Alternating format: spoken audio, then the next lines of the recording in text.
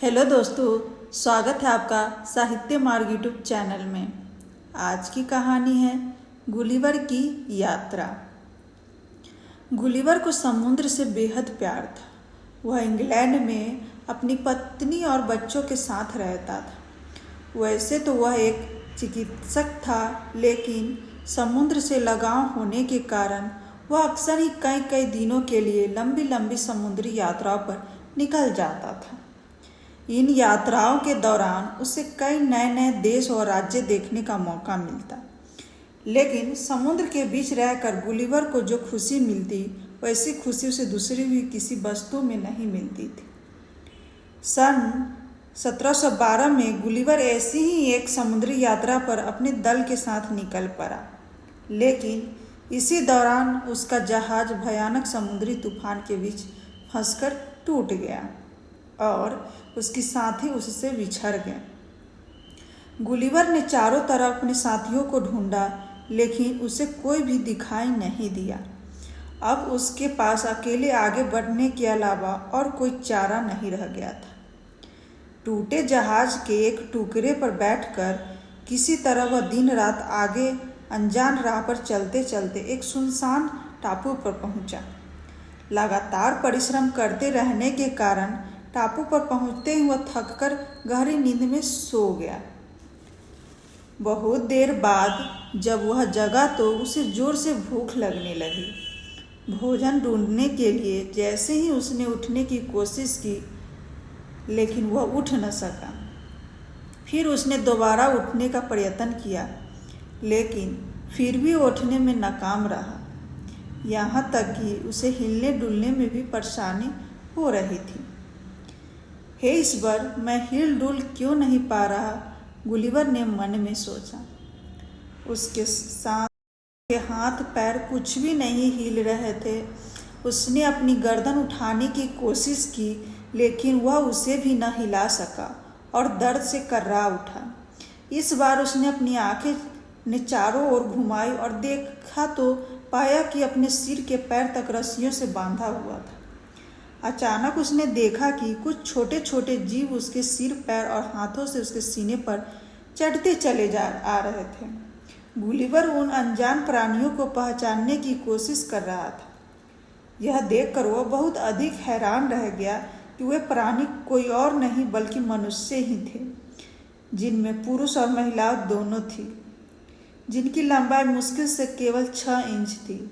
वे सभी मनुष्य गुलिवर के आसपास घूम घूमकर उसे अचंभे से देखकर शोर मचा रहे थे। कोई इधर भाग रहा था तो कोई उधर भाग रहा था।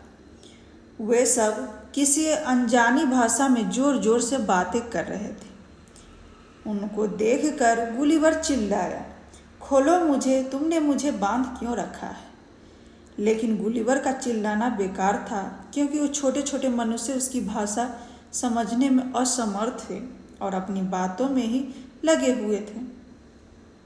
यह देखकर गुलिवर ने अपनी रस्सियां को तोड़ने का निश्चय किया। जैसे ही खुद को आज़ाद करने के लिए उसने रस्सियां को तोड़ने की कोशिश की, तभी सुई की तरह छोटे छोटे और पतले पतले तारों की बौछार उसके चेहरे पर होने लगे, जिससे उसका शरीर छिल गया। वह दर्द से कर्रा उठा। उसने अपनी गर्दन को थोड़ा सा ऊपर उठाकर देखा कि उसके चारों तरफ छोटे छोटे सैनिक अपने छोटे छोटे धनुष और तीर लेकर खड़े थे। जैसे ही वो खड़ा सा हिलने की कोशिश करता, वे सब अपने पैने और नुकीले तीरों की वर्षा शुरू कर देते। इस बार गुलिवर ने इशारे से उन छोटे छोटे मनुष्यों को समझाने की चेष्टा की।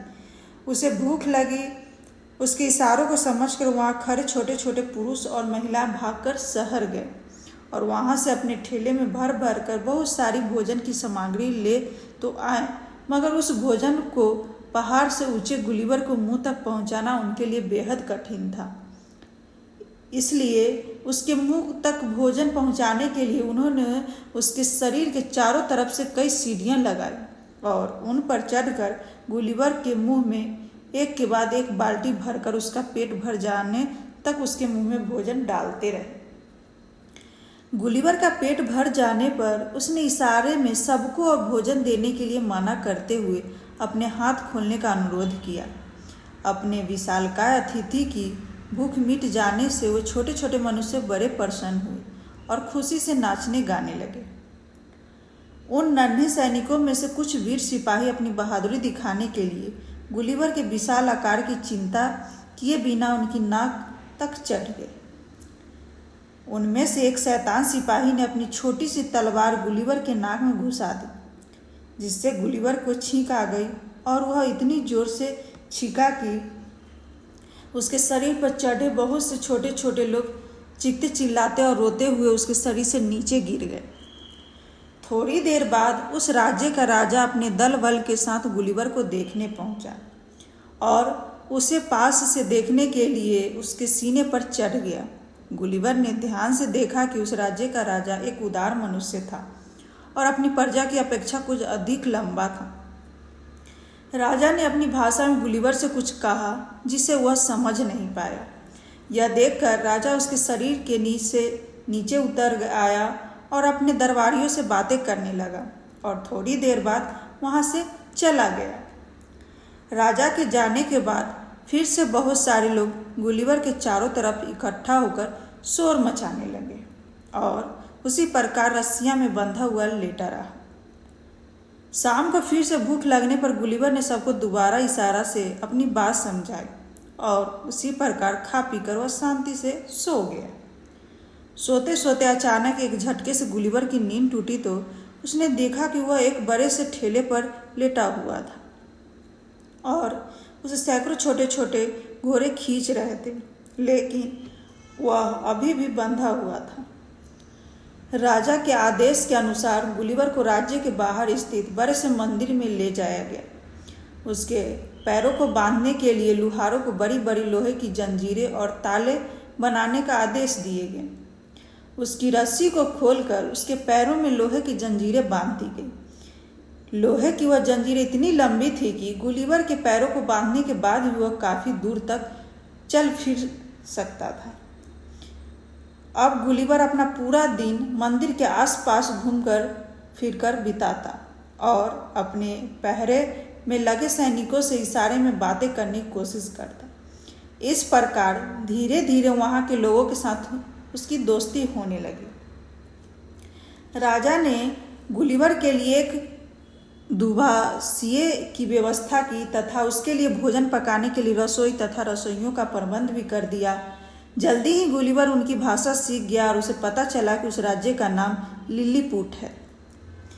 गुलिवर उनकी भाषा समझने लगा था, इसलिए लिलीपुट के राजा ने अपने सैनिकों द्वारा उसके पास एक संदेश भेजा, जिससे राजा का आदेश लिखा हुआ था, प्रिय विशालकाय मनुष्य, हमें इस बात की बेहद खुशी है कि तुमने जल्दी हमारी भाषा सीख ली।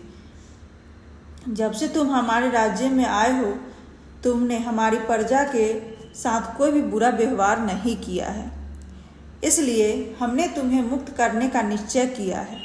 हालांकि हमारे कई दरबारी इस बात से सहमत नहीं हैं, फिर भी हम तुम्हारी आज़ादी का सम्मान करते हुए तुम्हें मुक्त करना चाहते हैं।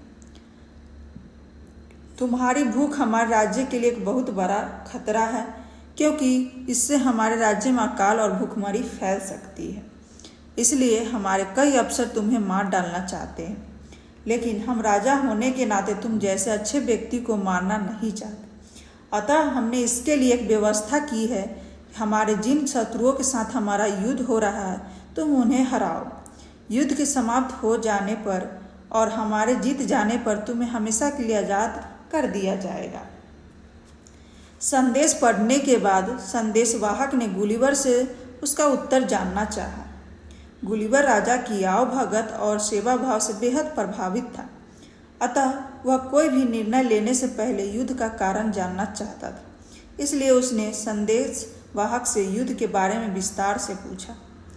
संदेशवाहक ने बताया, हमारा युद्ध काफ़ी लंबे से हमारे पड़ोसी राज्य से चल रहा है, जिसमें अब तक दोनों राज्यों के हजारों लोग मारे गए हैं। लेकिन इस युद्ध का कारण क्या है? गुलिवर ने अपना प्रश्न दोहराया। हमारे धर्म गुरु के एक महत्वपूर्ण आदेश के अनुसार राज सिंहासन पर बैठने और राज्य पर शासन करने के लिए भावी राजा का राज्य दूसरे छोर में जाकर वहां पाए जाने वाले अंडे को तोड़ना आवश्यक है। एक बार हमारे राजा के परदादा ने परंपराओं का पालन करते हुए राज्य के दूसरे छोर पर पाए जाने वाले अंडे को जैसे ही तोड़ने की कोशिश की, वैसे ही दुर्भाग्यवश उनके हाथ में एक उंगली कट गई, जिससे हमारे धर्म के अनुसार अशुभ माना जाता है। भविष्य में ऐसी किसी दुर्घटना को रोकने के लिए उन्होंने अपनी प्रजा के लिए इस नियम पर पाबंदी लगा दी और इसके लिए कुछ कड़े कानून बना दिए। राजा का यह आदेश राज्य के कई धार्मिक व्यक्तियों को पसंद नहीं आया और उन्होंने इसके खिलाफ विद्रोह कर दिया। तब से राजा की हत्या के बाद ही दूसरा व्यक्ति राजा के सिंहासन पर बैठता है। कई हजार लोग अंडे को तोड़कर राज सिंहासन पाने की अपेक्षा अपने प्राण गंवाना पसंद कर चुके हैं। इन विद्रोहियों को मदद से हमारे पड़ोसी राज्य के राजा हमारे राज्य पर आक्रमण कर हमारे राजा के वंश को समाप्त कर देना चाहते हैं, जिससे वे हमारे राज्य पर कब्जा करके हम सब पर शासन कर सके। इस समय भी उनकी जल सेना हमारे राज्य के समुद्र तटों पर डेरा डालकर बैठी है और उनके लड़ाकू जहाज हमारी क्षमता में 5 गुना अधिक। संदेशवाहक के मुंह से सारी बातें जानकर गुलिवर सोच में पड़ गया और थोड़ी देर तक सोच विचार कर उसने लिलीपुट राज्य की मदद करने का फैसला किया। गुलिवर ने लिलीपुट के राजा का आदेश मानते हुए संदेशवाहक को वापस भेज दिया और पूरी रात वह लिलीपुट राज्य को उसके पड़ोसी राज्य के हमले से बचाने का उपाय सोचता रहा। अगले दिन सुबह होने से पहले ही गुलिवर उठा और लिलीपुट राज्य के समुद्र के किनारे पर शत्रु सेना की जहाजी बेड़े को देखने पहुंच गया। वे सब भी इस राज्य के लोगों की तरह ही छोटे छोटे थे और खड़े होकर देखने पर चींटियों की तरह लग रहे थे। इसलिए अपने पेट के बल झुककर वह दूरबीन के शत्रु सेना को देखने लगा। उसने देखा कि वहाँ 50 से अधिक लड़ाकू जहाज और उससे भी कई अधिक माल ढोने वाले जहाज खड़े थे। गुलिवर ने बहुत देर तक पड़ोसी राज्य की सेना का ध्यान से निरीक्षण किया और उनसे निपटने के तरीके सोचने लगा। अपने मन में शत्रुओं से निपटने की पूरी योजना बनाकर वह वापस मंदिर की ओर चल दिया। गुलिवर ने वापस लौटकर लिलीपुट के लोगों के साथ युद्ध के लिए बनाई योजना के बारे में विचार विमर्श किया और उनसे राज्य में मिलने वाले सबसे मजबूत तार और लोहे के डंडे मंगवाए। गुलिवर ने पाया कि लिलीपुट के सबसे मजबूत और तार उसकी दुनिया के पतले पतले धागों से अधिक मजबूत न थे और लोहे के डंडे भी बुनाई करने वाली सिलाइयों से अधिक मोटे न थे। उसने कई पतली पतली तारों को एक साथ मोड़कर कुछ मोटी मोटी तारें बनाई और 2-3 लोहे के डंडे को एक साथ मोड़कर कुछ कांटे बना लिए। उसने उन मोटी तारों को उन कांटों के साथ बांधा और उन्हें लेकर समुद्र के किनारे पहुंचा। समुद्र में उतरने से पहले शत्रुओं से खुद को बचाने के लिए उसने पूरी तैयारी कर ली और अपनी आंखों को बचाने के लिए वह अपना चश्मा लगाना न भूला। इसके बाद वह समुद्र के बीच में कूद पड़ा। समुद्र का पानी केवल उसके सीने तक ही गहरा था। समुद्र के बीच में धीरे धीरे अपने कदम बढ़ाता हुआ गुलिवर आगे बढ़ने लगा। पानी में उसके पैर पड़ते ही पानी जोर से हिल जाता, जिससे शत्रु सेना की नावें और जहाज भी हिलने लगते। अचानक अपने जहाज़ों को हिलता देखकर उन सैनिकों को लगा कि समुद्र में तूफान आ गया है। तभी अचानक एक सैनिक की नज़र सामने से आते हुए विशालकाय गुलिवर पर पड़ी। अपने सामने एक दैत्याकार मनुष्य को आते देख पड़ोसी राज्य के सैनिक पहले तो घबरा गए, फिर उन्होंने उस पर तीरों की वर्षा शुरू कर दी।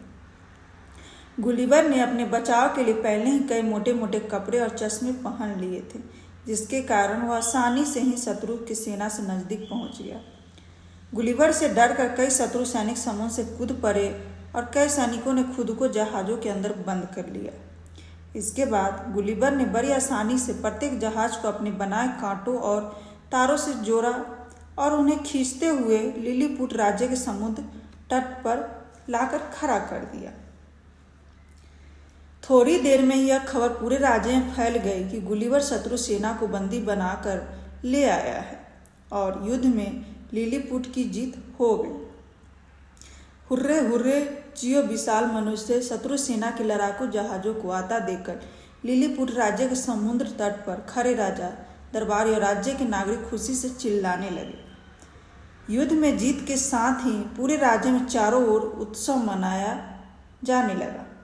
कई दिनों तक लोग नाच गाकर अपनी खुशी मनाते रहे। इस जीत के बाद लिलीपुट राज्य के राजा ने अपने राज्य के सबसे बड़े सम्मान से गुलिवर को सम्मानित किया। जो सम्मान राज्य में राजा के सम्मान के बाद किसी विशेष व्यक्ति को ही प्राप्त होता है। अब लिलीपुट राज्य का राजा चाहता था गुलिवर पड़ोसी राज्य में जाकर वहां के बंदरगाह से उनके सभी लड़ाकू जहाज ले आए। गुलिवर लिलीपुट राज्य के राजा की इच्छा समझ रहा था कि वह पड़ोसी राज्य पर कब्जा करके उसे अपना गुलाम बना लेना चाहता है, लेकिन गुलिवर इस बात से सहमत न था। युद्ध समाप्त होने के कुछ दिनों बाद पड़ोसी राज्य के दूत शांति समझौते का संदेश लेकर लिलीपुट राज्य में आए। उनके राज्य को गुलामी से बचाने में गुलिवर की भूमिका जानने के बाद उन्होंने अपने राजा की ओर से गुलिवर को धन्यवाद दिया और उसे अपने राज्य में आमंत्रित किया। लिलीपुट राज्य के राजा की शर्त के अनुसार गुलिवर अब पूरी तरह से आज़ाद था, इसलिए उसने पड़ोसी राज्य के निमंत्रणों को बड़ी विनम्रता का साथ ठुकरा दिया, क्योंकि अब वह जल्दी अपने घर और अपने परिवार के पास लौट जाना चाहता था। इसके बाद गुलिवर ने लिलीपुट राज्य के कारीगरों की मदद से एक मजबूत नाव बनाई और उसमें बैठकर वह अपने देश की ओर रवाना हो गया। गुलिवर के जाने के बाद उसकी याद में लिलीपुट राज्य के राजा ने अपनी राजधानी के चौक में उसकी एक बड़ी सी मूर्ति बनवाकर लगवाई, जिसके नीचे लिखा था, दैत्यकार मनुष्य एक महान योद्धा। इस वीडियो को लाइक एंड शेयर करें, इस चैनल को सब्सक्राइब करें। धन्यवाद।